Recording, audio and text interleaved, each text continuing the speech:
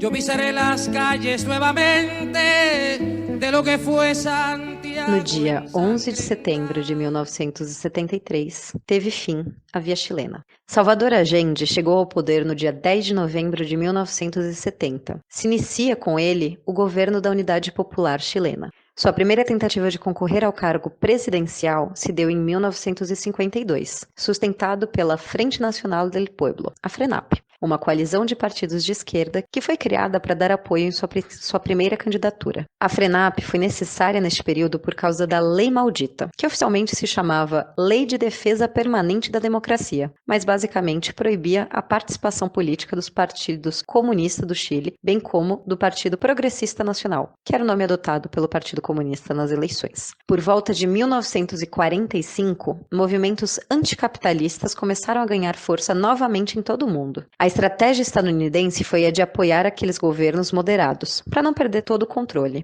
em sua batalha pela hegemonia política no contexto de Guerra Fria. A FRENAP acabou se tornando a Frente de Ação Popular, a FRAP, ou Frente Popular, em 1956, que se declarava um conjunto de forças na luta por um programa anti-imperialista, anti-oligárquico e anti-feudal.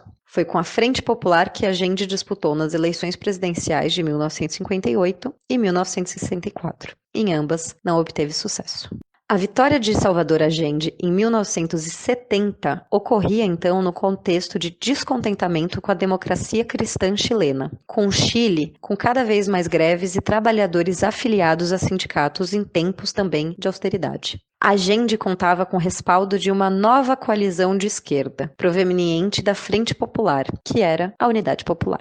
Esta era composta pelos partidos comunista, socialista, radical e social-democrata chilenos, além dos movimentos populares. O governo de Allende adotou um programa político de caráter socialista, no qual as mudanças partiriam das estruturas políticas burguesas. O Estado nacionalizaria as empresas na busca de criar uma economia voltada para o bem-estar social e, assim, atender às demandas dos trabalhadores. Com o objetivo de enfrentar a crise econômica e o imperialismo, são apresentadas as 40 medidas do governo popular, que consistiam basicamente numa espécie de manifesto das prioridades a serem resolvidas nas áreas de educação e cultura, moradia, saúde e alimentação, reforma agrária, cargos públicos, previdência para todos com mais de 60 anos, medidas tributárias, segurança, justiça e economia. Assim, houve a melhora nos salários e na condição de vida da classe média. Economicamente, o Chile viveu um grande crescimento econômico no ano de 1971. Logo no início de seu governo, foi colocado em prática uma política de nacionalização voltada às principais empresas pertencentes a vários setores da economia. Um dos principais alvos dessa política seriam as empresas mineradoras, que, considerando que o cobre era o principal produto chileno de exportação, e sua principal produção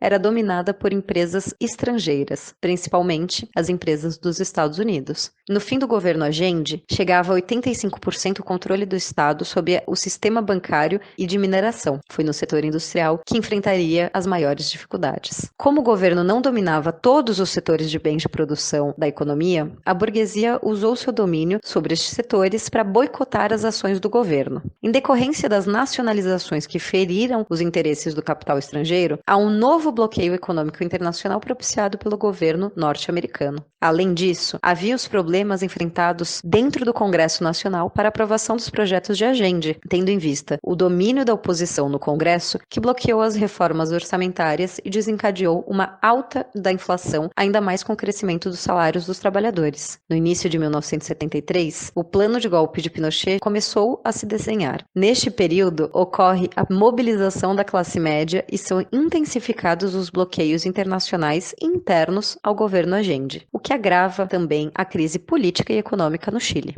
Essas turbulências começam a demonstrar as fragilidades que existiam dentro do governo. Nesse momento também, as organizações militares passam a representar cada vez mais os interesses da burguesia. Devido à crescente pressão que o assolava, Allende solicitou um plebiscito para saber se a população desejava sua manutenção no poder ou sua saída. Para surpresa geral da oposição, Allende sai vitorioso. A população sai às ruas massivamente com gritos de ordem para que Allende fique. O exército fracassa em sua primeira tentativa de golpe em julho de 1973. Quem protege Allende, ironicamente, é o general Augusto Pinochet. Neste momento, Pinochet percebe que há rupturas mais profundas das Forças Armadas e, por fim, começa a dirigir um golpe em setembro do mesmo ano. Pinochet, contando com a unidade das forças militares, instituiu as juntas militares golpistas e exigiu que o governo renunciasse. Deu garantia para Allende ao dizer que ele poderia sair do país com sua família, mas obviamente ele não aceitou. Lutou até o fim e, às 11h30 do dia 11 de setembro de 1973, iniciou-se o bombardeio ao Palácio de la Moneda, onde Salvador Allende estava. Além de não aceitar as propostas golpistas de Pinochet,